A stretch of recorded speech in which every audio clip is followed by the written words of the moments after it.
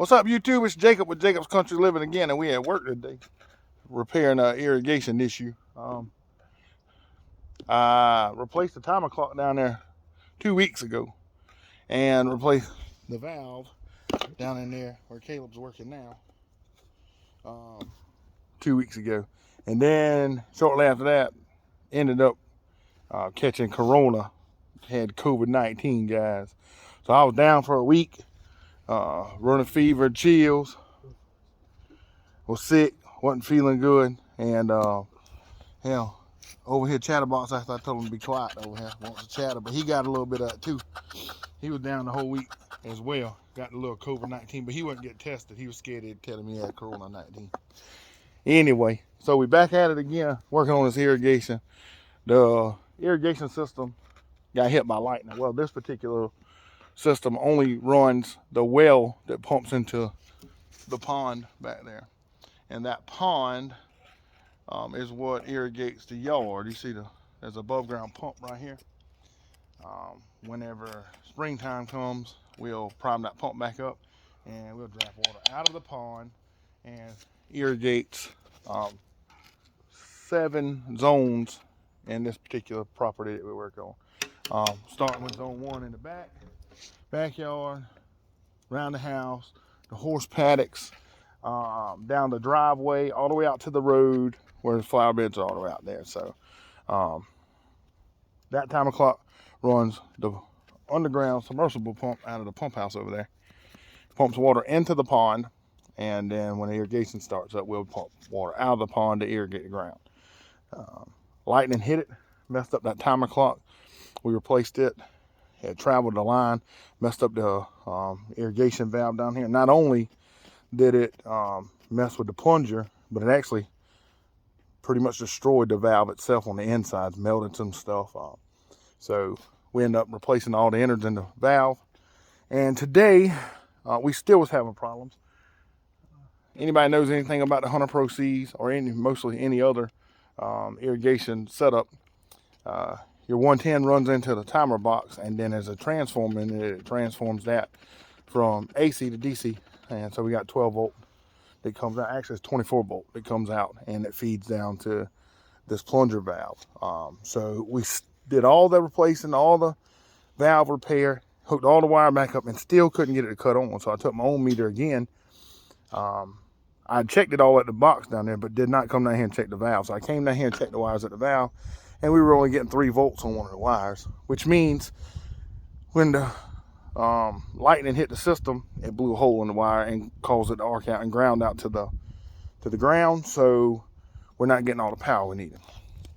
Hence, we're running new wire underground and replacing the old wire. 2 strands of solid core copper wire. Now we could have got away with probably some kind of communication wire, normal irrigation wire, but we're replacing the wire that was already put in by the original company that put this irrigation system in 13 years ago. We're going back with what they had already installed. So we got it. Took the trenching shovel, went through there. Helper Caleb did most of the work there. But got it trenched open so that we can lay the wire down in there, and we're about to go into the irrigation box right there, strip the wire out, tie it in, and we're going to tuck the wire all the way back down 150 foot per strand back down there to the back of the service pole down there, and rehook everything back up. So should have showed you some of that already. Y'all stay tuned, and we'll bring you a quick little video. All right, so what we're doing, we just did this off camera, but we went ahead and put the wire in the ground, chased it under that groove we made from there to here, all the way down. We got to finish up right there. We're gonna go ahead and trench right there. Excuse me. We'll go ahead and trench right there with a shovel, take it up that piece of electrical conduit and mount the box back on the wall and bring it back up and then wire everything back up. So we got that part done. Good job, Helper Caleb. Did good. We're gonna get this last little bit trenched, and matter of fact, we'll have it on video for you this whole time. So Helper Caleb's gonna trench that out there. Just gonna lay the dirt and a little bit of rock right over on top of the rock. And we have to get a little bit deeper for you there, bud. Keep going. There you go. Biggest thing is, guys, when you're doing this part and you're laying outdoor wire under rocks, you want to make sure you clean the hole out good and try to keep all the rocks out of it. So once he gets to the point where he's got a trench deep enough, we'll go in and get a little bit of rocks out, and we'll lay the wire down in there, throw the dirt on top of it, and then we'll throw the rocks on top of the dirt. So that's what we're getting done right this time. Everything else turned out pretty good. We'll come pack it down a little bit more, but once we get the wire run, we'll strip the ends of it. It's real simple. Doesn't matter on the valve down there. You can hook the common and the power up to either side, so you'll have a common and a power down there, and in the irrigation control box there that I got laying down on the ground, you'll have a common and a power coming out. So it doesn't matter which wire goes where in the valve itself, because it's got the polarity. It doesn't matter with it. So as soon as we get it done, we'll get it so we finish up with the trench and the wire laid down there. I'll bring you another little video, or bring you back in on the video, and show you what it looks like hooking it up into the timer clock. All right, so we got the wire run back up the electrical conduit. The box is mounted. It's 2 wires, solid core. Really, you could do like I said, you could do a communication style wire like you do with normal irrigation, but I just replaced it with what they had. So here's what we're gonna do, just to show you it doesn't matter which one goes where. You have a common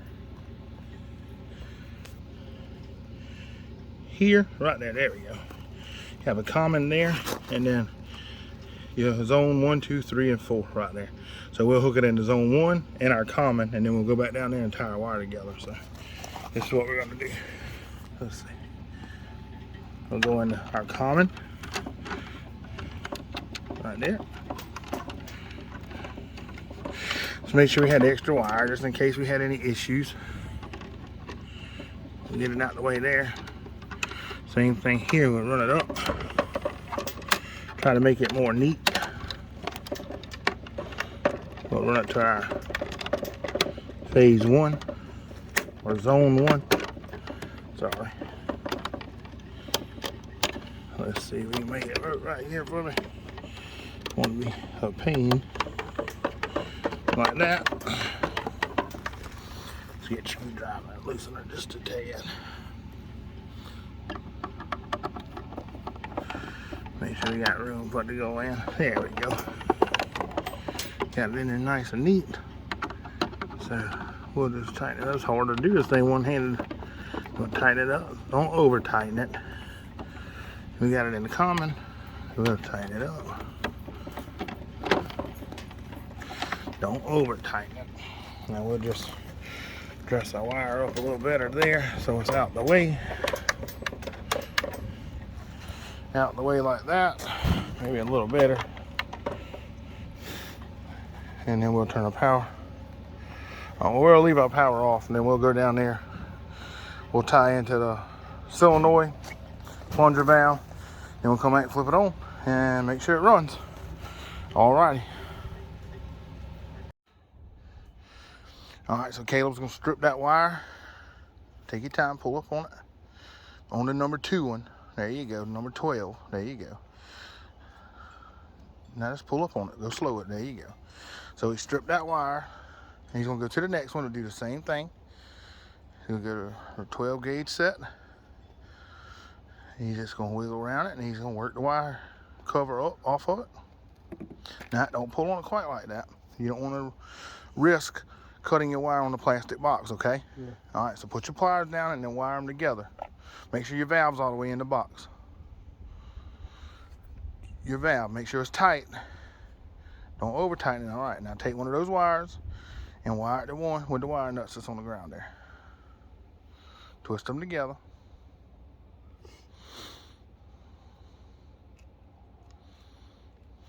All you do is hold the wires together, guys, and you just twist the wire nut. Do it at a time and twist them together. He's gonna do the second wire the same way. It doesn't matter which one's the common, and it does not matter which one's the power, because the polarity is the same either way with these. Now, Caleb's not an electrician, Caleb's a helper, but I want y'all to understand that this is something anybody can do at the house if you get any kind of a little bit of knowledge of what's going on with it. He's gonna tuck the wires back down in the box. We're gonna hold it right there, Caleb. And so that was just so y'all understand, the owner of the property sent us a plunger valve that did not work. We had one, our own Hunter Pro C plunger valve that we had already, and couldn't get to work, so we went and bought another one just to make sure. What we should have done originally was tested the wire to start out with. Caleb's covering up the wire right there. Now we got back to the clock. We'll flip our power on button. All right, shut. Move out the way. Let's see, we got the power on the clock now. So we're gonna go to manual, run station, run. Sprinkles on there. Now, with that being said, I guarantee you the valve's turned off on the back of the pump because we took the solenoid loose already and no water came. So we're gonna go into this pump house, just check. Yes, as you can see right there, the T is crossways, meaning the water's off. We want it in line. So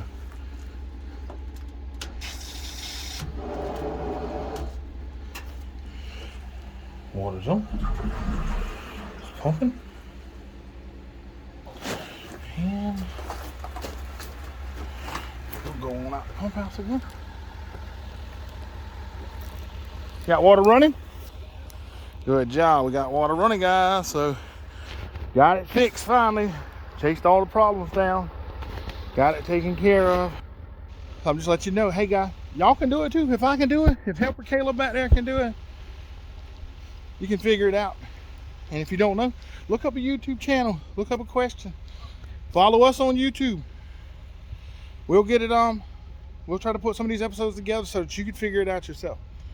Again, just simple, 2 wires, just lightning struck it, caused the issue. We replaced everything back out, problem's fixed. And the only thing left to do now is to bill out, and we'll get that taken care of here in the next few. Again, I'm Jacob with Jacob's Country Living, where we work hard, where we have a good time, and we give God all the glory. Y'all have a good one until next time.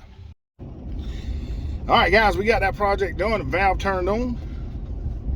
Got water flowing to the pond. We manually did that. Y'all, I kind of messed up a little bit. Listen, I'll admit when I'm right and admit when I'm wrong. I was originally working on it. I manually turned the valve on, let water run to fill up in the pond. Now, mind you, where we were working at, it's a hunting property. So the owner lives out of state. And so it wasn't really a big deal. The pond really needed to flow because we've had it turned off since the lightning hit the thing several months ago. So the pond was several feet low. Matter of fact, this particular property's got an island in the middle of the pond, and our business probably 8 years ago or so cut 40 trees off of this island, and I'm talking about anywhere from probably 4-inch diameter trees on up to about 5 of them were close to probably 36-inch diameter trees, and we cut all of them off, cleaned the island up, and we planted bald cypress on the island for him. And so he likes the island to be flooded, and the pond was so low that the island was out of the water, so the stumps were out of the water that we left for on the 5 large trees, and all of the bald cypress were out of the water. And so when I say it was low, it was feet low. Anyway, so my mistake was I manually turned the valve on while we were working on it that day and let it run with anticipation of coming back the next day. But again, I told you in this video, I caught Corona. And so I was out for a week. Y'all hear me? So the pond pump, or the irrigation pump for the well, filling the pond up, ran for a week. So the owner's cousin lives next door through the woods. He came by and checked on and made sure the water was running, which worked out for the freeze that we had. And he calls me up and says, "Hey, Bubba, did you mean to leave the valve on?" I said, "Well, I left it on, but I thought honestly, I thought I'd turned it off before I left." And so, no, I didn't mean to leave it on. He said, "Well, the pond's full. That's the good news." So we accomplished that goal. The pond got full, but it overflowed the back of the pond about 2 days ago, which wasn't no big deal. There's a drain off back there that runs to a creek, other than probably running the light bill up a little bit. So I did make that mistake. It happens, but we accomplished the goal of getting the pond full, and today we accomplished the goal of getting everything repaired. So helper Caleb did a good job. You know, he's a little mouthy sometimes, but we cut up and have a good time, and we got it taken care of. So everything's repaired, back working properly as it should, and Jacob with Jacob's Country Living has another satisfied customer. So guys, we appreciate y'all tuning in with us.